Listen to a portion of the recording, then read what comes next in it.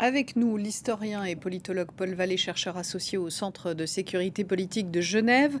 Bonsoir à vous. Alors, pour l'instant, concernant la circulation des bateaux en mer Noire, on est sur du déclaratif de la part de Kiev et de Moscou.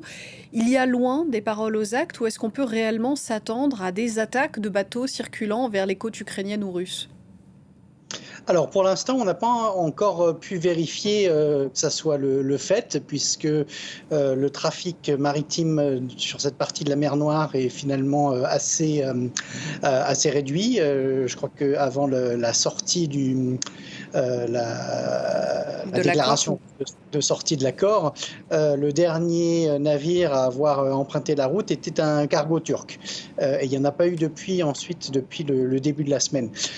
Il faut savoir évidemment que mettre en place un blocus naval fort, ça demande pas uniquement justement des mines, mais aussi des moyens navals et aériens. Et on sait en fait que la suprématie maritime russe dans cette partie de la mer Noire est quand même un petit peu disputée par les Ukrainiens qui, on le rappelle, ont réussi à couler le croiseur Moskva il y a un peu plus d'1 an. Donc on peut s'attendre réellement à des combats en mer Noire, des combats navals prochainement? Il faut aussi voir que de leur côté, les Ukrainiens ne disposent finalement que de moyens extrêmement limités. Bon, on sait qu'ils font un usage de ces nouveaux drones maritimes, mais ce sont essentiellement des engins qui peuvent utiliser pour monter des raids, et en particulier ils l'ont fait contre apparemment donc le pont de Kerch pendant le week-end. On sait aussi que la base navale de Sébastopol a aussi été attaquée. Alors, ce n'est peut-être pas le meilleur usage que les Ukrainiens peuvent faire de ces engins par rapport aux navires qui circulent dans la mer Noire. Il faut vraiment évidemment utiliser ces engins avec parcimonie et pour évidemment porter des coups qui ont une réelle importance stratégique. Alors vous parlez du pont de Kertch qui relie, la Crimée, au territoire, russe. Il a été attaqué, le week-end dernier pour la deuxième fois depuis le début, de cette guerre. La Crimée, ce sera un champ de bataille important de cette guerre à venir. On sait que l'Ukraine, veut reconquérir la péninsule. Est-ce qu'elle en a les moyens?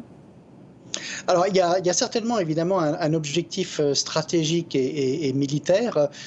L'Ukraine ne peut pas faire grand-chose d'autre que de mettre la Crimée sur la liste de ses cibles, parce qu'on sait bien que le conflit entre la Russie et l'Ukraine, il commence en Crimée en 2014. Et c'est la première entorse à la souveraineté et aux frontières internationales de l'Ukraine qui a été commise par la Russie. Donc il y a tout un discours ukrainien qui ne peut pas faire l'impasse sur la Crimée, qui ne peut pas reconnaître ouvertement qu'on n'essaierait pas de reconquérir la Crimée. Mais on le voit bien sûr, c'est une entreprise militaire qui demande des moyens considérables. Et à l'heure actuelle, bien sûr, les combats ukrainiens butent sur les lignes de défense russes. On a vu, dans le sujet précédent, la ministre allemande des Affaires étrangères parler de routes alternatives pour, exporter, les céréales, ukrainiennes. Est-ce que toutes les réserves ukrainiennes de céréales peuvent être exportées par le rail, par la route? Alors, on a justement le précédent qui avait eu lieu au printemps dernier, après la déclaration de guerre et avant que le fameux accord ait été négocié par l'entremise de la Turquie et des Nations Unies. Il y avait eu évidemment des efforts à la fois d'exportation par le rail. Alors, il faut savoir que ça s'était passé aussi, disons, dans des conditions un petit peu particulières, parce qu'il y avait aussi justement beaucoup de réfugiés qui empruntaient ces mêmes routes. Mais on sait en fait dès le lendemain de l'annonce de l'annulation de l'accord, l'Ukraine a effectivement déjà évoqué la possibilité de faire charger ses cargos dans le port roumain le plus proche.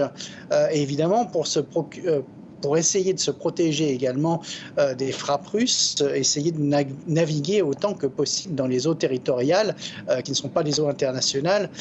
Mais évidemment, pour des bateaux de cette taille, enfin, la mer Noire présente justement des canaux assez particuliers et naviguer trop près des côtes n'est pas toujours très facile.